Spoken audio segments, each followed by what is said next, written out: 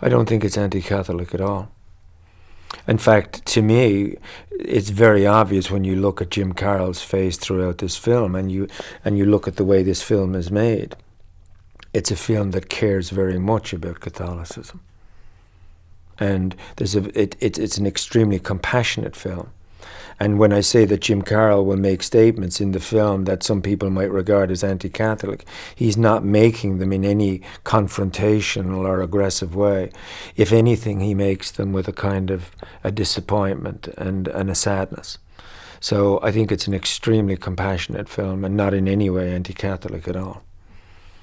This is what I gathered from watching the film, that Jim Carroll made a personal journey. He is a Christian. He is a Catholic, and he was making his own personal it was his own personal quest to find answers to questions that profoundly disturbed him.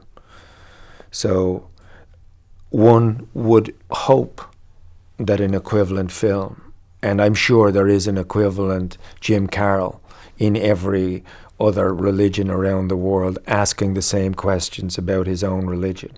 But maybe before we start to answer questions about other people's religion, we should answer the questions about our own first. And then maybe we can move towards some kind of dialogue, knowing our own history, rather than leaping to conclusions over other people's faiths and religions. I was lost in admiration for a man who has always spoken the truth. I think that's the most compelling thing about this film, is that it attempts to tell the truth.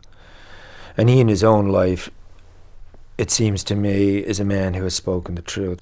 I so admire anybody who can speak out like that, because we lie by silence, you know, those of us who don't speak out. And I don't believe that there can be true faith without question. The idea that faith is a gift and it's just given to you.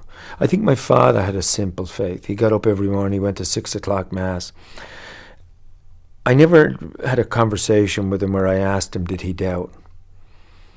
But I've always been fascinated by the character of the doubting Thomas, the guy who says, I'll put my finger in the wound to see that it's there. I've always been fascinated by Judas, because I bet he had his Garden of Gethsemane as well before he got those 30 pieces of silver. But the story, the legend, or the myth of Catholicism is so much closer, in my experience, to the kind of fairy tales and myths and legends that I grew up with, where there were good gods and bad gods and heroes and easily identifiable villains.